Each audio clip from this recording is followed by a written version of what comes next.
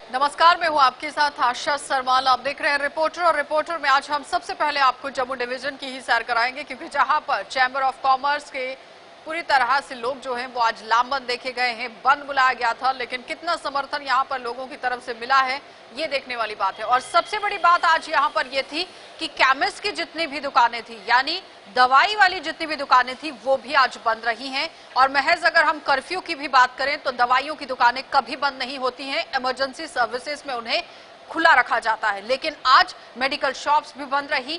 और किस किस तरीके से ये पूरा धरना प्रदर्शन रहा, किस तरह से ये बंद रहा, ग्राउंड जीरो से ही हमारे संवाददाता हमारे साथ जुड़ रहे हैं, क्या कुछ अपडेट कर रहे हैं, देखिए। पूरी तरह से समर्थन मिलता हुआ नजर आया है।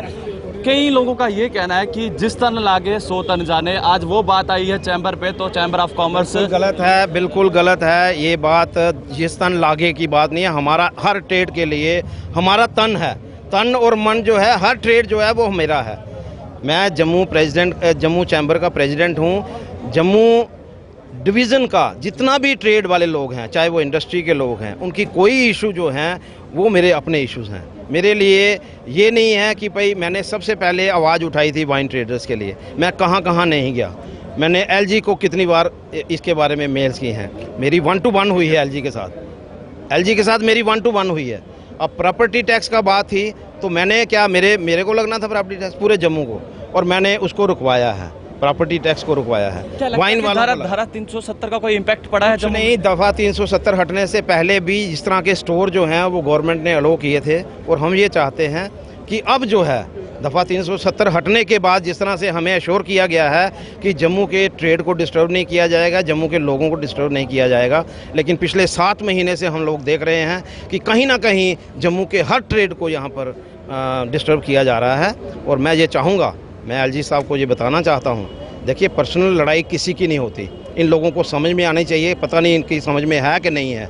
ये इशू बेस्ड लड़ाई होती है। वो हर जो भी इशू बेस्ड लड़ाई जो होती है हमेशा टेबल पे बैठ करके। प्रदर्शन जो था, क्या आपने जो पीसफुली प्रोटेस्ट रखा था, क्या ये केंद्र सरकार के खिलाफ था?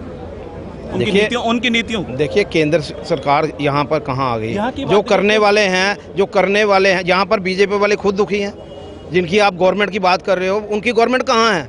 एलजी उनको कितनी बार अपने ऑफिस में बुला रहा है, उनकी शक्ल भी देखने के लिए तैयार नहीं है एलजी साहब।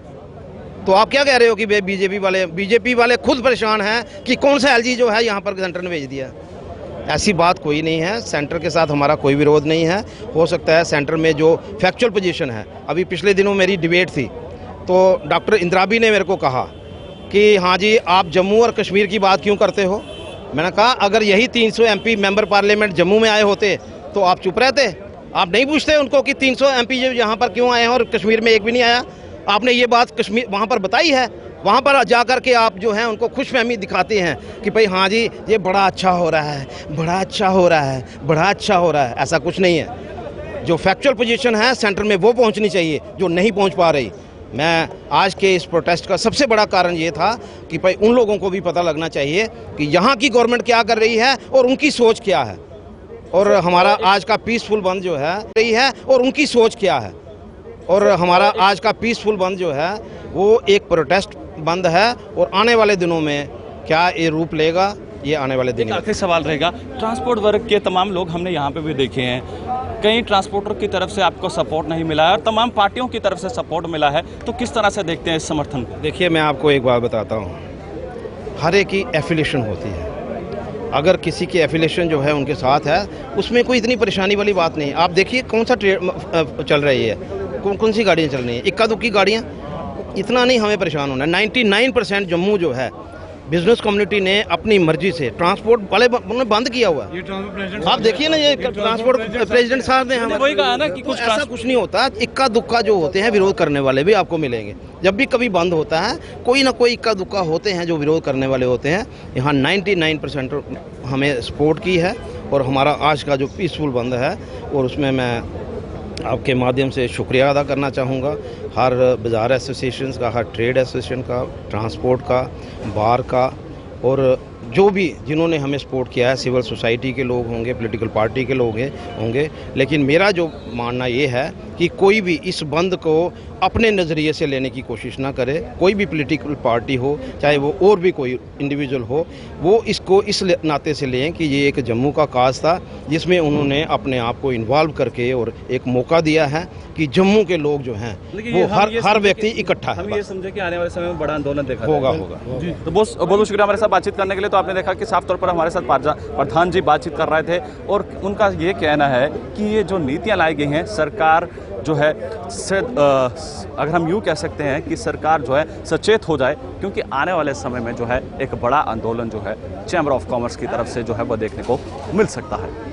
कहीं ना कहीं अब ये मंशा पूरी तरह से बनाई जा रही है कि इन आने वाले समय में जो ये रिलायंस स्टोर खुलने जा रहे हैं उनको पूरी तरह से जो है बंद किया जाए। तब तक के लिए आप बने रहे जगह 24/7 के लिए। कैमरा पर्सन दीपक कुमार के साथ, धन्यवाद।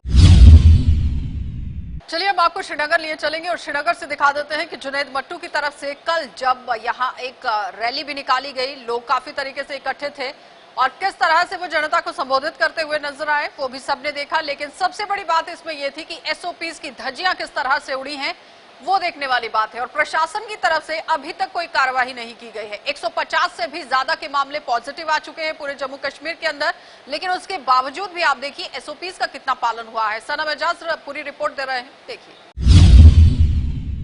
हम कोविड से लड़ने की बातें करते रहे हैं, हमने कोविड से लड़ा भी है, हमने सरकार के दावे भी सुने हैं, हमने सरकार का प्रोटोकॉल भी देखा है, एसओपीज की गाइडलाइंस की खिलाफ वर्जी भी देखी है, हमने एसओपीज को इम्प्लीमेंट होते हुए भी देखा है, जुर्माना करते भी देखा है, हमने कई मामला देखे हैं। लेकिन वो मामला जो कल श्रीनगर में पेश आया वो हमने कम ही देखा है। श्रीनगर में कल शहर खास के अंदरूनी इलाकों में पब्लिक रैली थी और पब्लिक रैली को सियासी रैली भी बनाया गया और इस सियासी रैली में और कोई नहीं था, बाबाई शहर यानी श्रीनगर म्युनिसिपल कॉरपोरेशन का मेयर था। और मेयर ठीक उस समय था जब यहाँ सरकार कोविड गाइडलाइंस की खिलाफ वर्जी करने पर शहर में नाका लगाए हुए थी। खुद एसपी भी निकला हुआ था, डीसी भी शहर के मुख्तलिफ बाजारों का मुआयना कर रहा था। लेकिन उधर बाबाई शहर कल कोविड के हवाले से पर कच्चे जो उड़ाए जा सकते हैं वो उड़ा रहा था।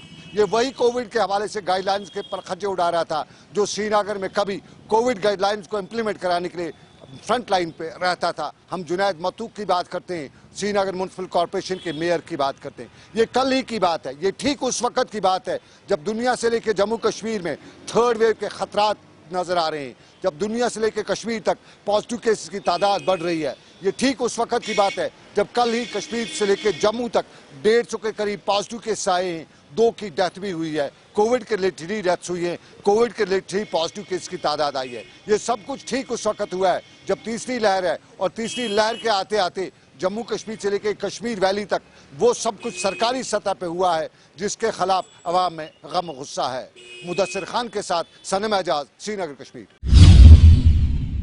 चलिए अब आपको चैम्बर ऑफ कॉमर्स और इंडस्ट्रीज की तरफ से जिस तरह आज बंद बुलाया गया था उसका भी थोड़ा सा दूसरा पहलू दिखा देते हैं, क्योंकि एसओपीज का पालन कितना हुआ ये जानना बहुत जरूरी है। चलिए तस्वीरें देखिए, उसके बाद अंदाजा लगाइए कि किस तरह से एसओपीज का पालन हुआ। तो साफ तस्वीरें भी आप देख रहे हैं किस तरह से धरना प्रदर्शन करने की कोशिश की गई। भारी तादाद में लोग यहाँ पर उमड़े, चैम्बर ऑफ कॉमर्स के लोग भी यहाँ पर रहे, लेकिन उसके साथ ही एसओपीज का पालन होना बहुत जरूरी था जो नहीं किया गया।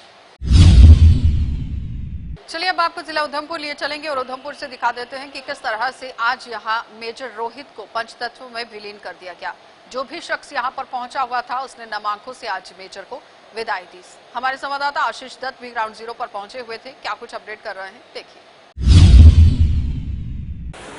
बीते कल उधमपुर जिला के पत्नीटॉप में भारतीय सेना का चॉपर दुर्घटनाग्रस्त हो गया था, जिसमें मेजर रोहित और कैप्टन अनुज ने शहादत पाई थी। आज उधमपुर के देविका तट पर मेजर रोहित का अंतिम संस्कार किया गया है। मेजर रोहित को पूरे राष्ट्रीय सम्मान के साथ देविका घाट पर पंचतत्व में विलीन किया गया है। आपको बता दें कि मेजर रोहित जिला सांबा के घगवाल के रहने वाले थे, लेकिन उनका परिवार जो है इस समय दिल्ली में सेटल था। आज पूरे परिवार और जो उनके रिश्तेदार थे सब लोगों ने आज उधमपुर देविका तट पहुंचकर नम आंखों से मेजर रोहित को आज जो है अंतिम विदाई दी है। भारतीय सेना के उच्च अधिकारियों के साथ साथ जिला प्रशासन व पुलिस प्रशासन के उच्च अधिकारी भी मौजूद रहे। स्थानीय लोग भी यहाँ पर काफ़ी ज़्यादा मौजूद रहे और नम आंखों के साथ देविका घाट पर आज मेजर रोहित को नम आंखों के साथ यहाँ पर आज अंतिम विदाई दी गई है और पंच तत्व में विलीन हो चुका है अब मेजर रोहित का शव। ये बहुत दुखद है, लेकिन जिस तरह से मेजर रोहित और कैप्टन अनुज ने भारत के लिए अपने प्राणों की आहुति दे दी, ये बहुत कम लोगों को ऐसा सौभाग्य प्राप्त होता है। लेकिन इस समय जो परिवार है वो काफ़ी उनके ऊपर दुखों का पहाड़ टूट गया है।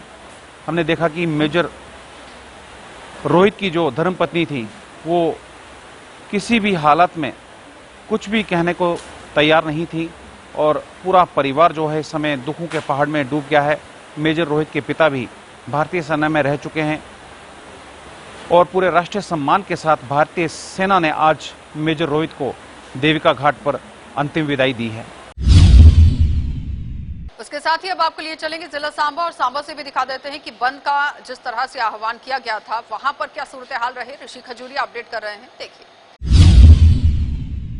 Chamber of commerce and industry द्वारा जम्मू बंद की जो कॉल दी गई थी और आज जम्मू पूर्ण रूप से बंद है और उसी के साथ साथ अगर जम्मू सूबे के बाकी जिलों का अपडेट करें तो सांबा जिला में भी आज बंद का असर यहां पर देखा जा रहा है, लेकिन मिला जुला असर यहां पर देखा जा रहा है। यानी इस समय हम सांबा हेडक्वार्टर में मौजूद है और सांबा हेडक्वार्टर की मार्केट बंद है, लेकिन इससे पहले एक यहाँ के जो व्यापारी तबका है, यहाँ के जो व्यापार मंडल के सदस्य हैं, उन्होंने एक पुरजोर प्रयास किया कि यहाँ की मार्केट को पूर्ण रूप से बंद करवाया जाए और मार्केट बंद भी करवाई गई। लेकिन खबरें ये भी आ रही है कि सांबा जिला के कुछ अन्य हिस्सों में दुकानें खुली हुई हैं, यानी मिला जुला असर आज के बंद का देखा जा रहा है। तो सांबा व्यापार मंडल के सदस्य मेरे साथ मौजूद हैं, प्रेसिडेंट मेरे साथ मौजूद हैं, इनसे आज जानने का प्रयास करते हैं कि इस बंद को किस तरह से ये सफल बना रहे हैं और कितना नुकसान होगा। रिलायंस के जो स्टोर्स खुलने जा रहे हैं जम्मू खित्ते में 100 से ज्यादा, उसी को लेकर ये तमाम विरोध जो वो अब अलग अलग इलाकों में जताया जा रहा है। तो मैं आपसे जानना चाहूंगा कि आज ये जो बंद की कॉल चैम्बर ऑफ कॉमर्स की तरफ से दी गई थी और उसी के समर्थन में आज सांबा बंद की कॉल आपकी तरफ से दी गई है, तो क्या किस तरह से आप देख रहे हैं इस बंद को? मिला जुला असर हमें देखने को मिल रहा है, क्या कहना चाहते हैं? कितना नुकसान होगा रिलायंस के जो 100 स्टोर यहाँ पर खुलने जा रहे हैं? देखिए सर, जहाँ तक बंद का ताल्लुक है तो सांबा कंप्लीट बंद है। डिस्ट्रिक्ट सांबा जो है कंप्लीट बंद है। डिस्ट्रिक्ट के कुछ हिस्से जो हैं उनमें मैसेज हमारा लेट पहुंचा क्योंकि हमारी मीटिंग हुई शाम को 6 बजे। तो अभी भी हमारा उनको मैसेज है कि आज का दिन जो है कंप्लीट बंद रहेगा और ये मिला जुला असर नहीं है। आप मार्केट में जाके उनका सिनेरियो ले लीजिए, कंप्लीट बंद है। सांबा डिस्ट्रिक्ट जो है मेन सांबा बंद है। साइड में जो जिन भाइयों को हमारा मैसेज लेट पहुंचा उनका मैं कह नहीं सकता, लेकिन बीजूपुर, बड़ी ब्राह्मणा और गगवाल मैक्सिमम बंद है। जो मेन मार्केटें हैं, गली में कोई खुली हो गई तो हम कह नहीं सकते, मेन जो है वो बंद है। और आगे के लिए जो आपने कहा कि चैम्बर ऑफ कॉमर्स को हमारा साथ, ऐसा है कि जैसे हमारी कार्रवाई चलती जाएगी, जैसे उनसे हमारी मीटिंग होगी, जो उसमें डिसाइड होगा तो वही हमारा सांबा डिस्ट्रिक्ट में इम्प्लीमेंट होगा। कितना नुकसान होगा? रिलायंस के जो 100 स्टोर्स खुलने जा रहे हैं, एम्प्लॉयमेंट जनरेशन की बात की जा रही थी, मुझे लगता है कि शायद उसके ऊपर भी कोई ऐसा असर देखने को नहीं मिलेगा, क्या कहना चाहते हैं? देखिए सर, ऐसा है कि जैसा मैंने आपको पहले भी बताया कि 95% बेरोजगारी है, 90% एम्प्लॉइज है गवर्नमेंट एम्प्लॉइज, बाकी जो 95% है वो सब जुड़े हैं। छोटे दुकानदार, बड़े दुकानदार, इंडस्ट्रीज, सब व्यापारी तबके में आता है। और अगर हमारा एक छोटी दुकान है उसमें 8 या 10 मुलाजिम काम कर रहे हैं, तो इनका जो है, जो इनका 2 कनाल या 200 कनाल में एक शोरूम खुलेगा, 4 या 6 या 10 बंदे काम जो है, 500 या 1000 बंदे का काम वो कंप्यूटराइज बिल होगा, सारा सिस्टम जो है उनका चलेगा। तो हमारी जो सोच है, हमारी सोच ये है कि हमारे दुकानदार जो है, पहले तो कोरोना की मार आई, अब जब ये आए तो रिलायंस के जब शोरूम हुए तो हमारी दुकानें जो बंद हो जाएंगी। जो जितना बेरोजगारी है, 90% बेरोजगारी और बढ़ेगी, क्राइम उनसे और बढ़ेगा। और हमारे जो जम्मू प्रोविंस के डोगरा, जो हम कहते हैं अपने आप को हम डोगरे हैं, और मुझे नहीं लगता कि ये कौन सी बिटो पावर हम पे यूज करेंगी। बिल्कुल जो चैम्बर का फैसला होगा तो नेचुरली है, ये चेन है। जैसे जम्मू का मतलब प्रोविंस का फैसला होगा, डिस्ट्रिक्ट वाइज वैसे होगा, उधमपुर में वैसे होगा, कठुआ में वैसे होगा, सांबे में वैसे होगा। सांबा में व्यापार मंडल बैठ के डिसाइड करेगा कि क्या ये मुद्दा पॉलिटिसाइज तो नहीं हो रहा। अगर ये मुद्दा पॉलिटिसाइज होगा, अगर इसको किसान आंदोलन की तरह हाईजैक कर किया जाएगा तो इसको हम आगे नहीं करेंगे और हम व्यापार मंडल प्रधान से बात की है, इसको आगे भी जो स्टेप होगा पहले अपने व्यापारी भाइयों से बात करके आगे का रणनीति तैयार करके फिर चैम्बर को समर्थन देंगे। चलिए, बिल्कुल यहाँ पर ये साफ तौर पर कहा जा रहा है व्यापारियों का कि मीटिंग जो ली होगी, उस मीटिंग में जो फैसला होगा उस फैसले के बाद इस तरह का जो बंद है उसे इंप्लीमेंट करवाना है। लेकिन कम्युनिकेशन की काफी कमी जो है वो साफ तौर पर नजर आ रही है कि जो मिला जुला असर यहाँ पर देखने को मिल रहा है। यहाँ सांबा की मार्केट बंद तो है लेकिन कहीं खुली है कहीं बंद है, तो ये मिला जुला असर है, ये कम्युनिकेशन की कमी नजर आ रही है। और उसी के साथ कहीं ना कहीं इसे पॉलिटिकल रंग भी दिया जा रहा है, जिसमें साफ तौर पर नजर आ रहा है कि कुछ पॉलिटिकल पार्टीज चाहती है बंद होना चाहिए, कुछ पॉलिटिकल पार्टी चाहती है कि बंद नहीं होना चाहिए।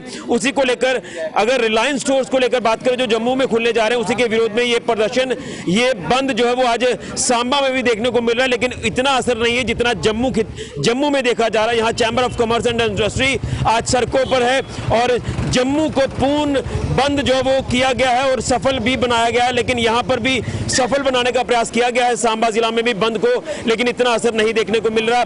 कुछ एक इलाकों से रिपोर्ट ये है कि मार्केट वहां पर खुली है, तो यहाँ कम्युनिकेशन की कमी है, लेकिन फिर भी बंद करवाने का जो प्रयास है ये व्यापार मंडल सांबा द्वारा किया गया है और इसका असर ये देखने को मिल रहा है। मैं ये तस्वीरें आपको दिखा रहा हूँ, आप यहाँ देख सकते हैं कि ये जो हेडक्वार्टर का लिंक रोड है, इसे आप देख सकते हैं कि यहाँ पर मार्केट जो है आपको बंद दिखेगी, ट्रांसपोर्ट आपको चलती दिखेगी, लोग आपको चलते हुए दिखेंगे, सिर्फ और सिर्फ दुकानों के शटर आपको बंद दिखेंगे।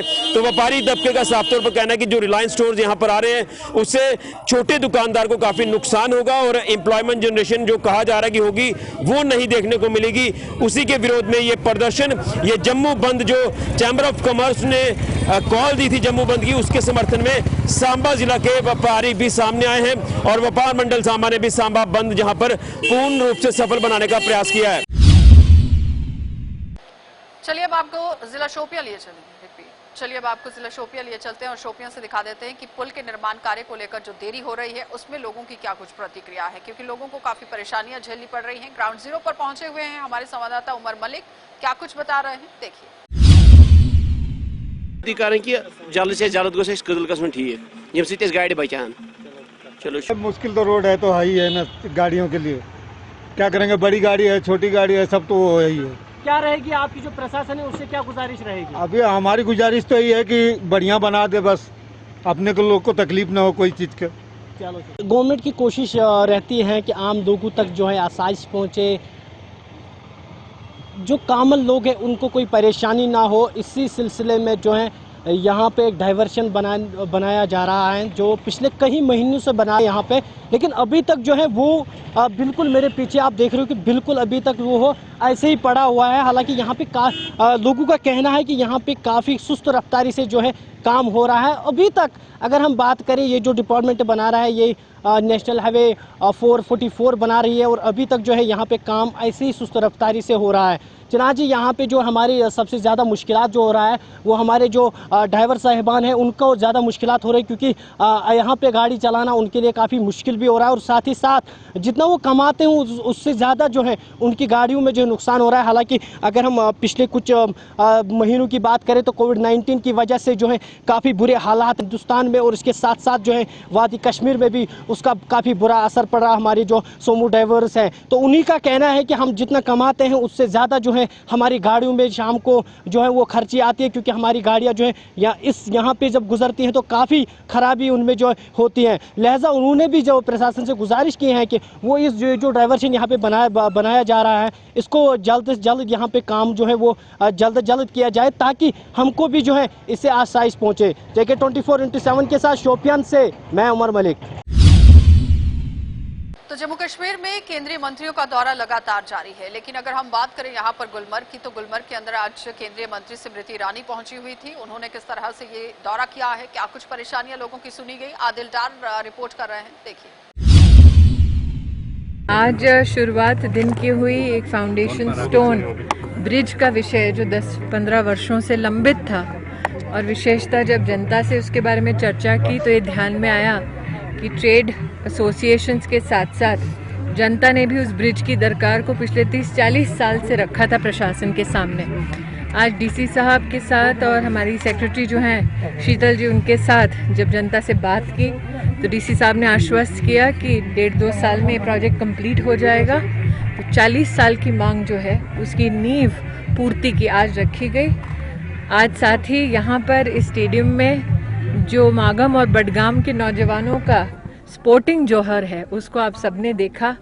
हम आशावादी हैं कि जिस देश ने आज ओलंपिक्स और पैरा ओलंपिक्स में विश्व भर में इतिहास बनाया, उसी देश से एक दिन बडगाम और मागम के भी हमारे जो नौजवान हैं प्रतिभाशाली, वो स्पोर्ट्स की दुनिया में विश्व पटल पर एक अहम मुकाम हासिल करेंगे।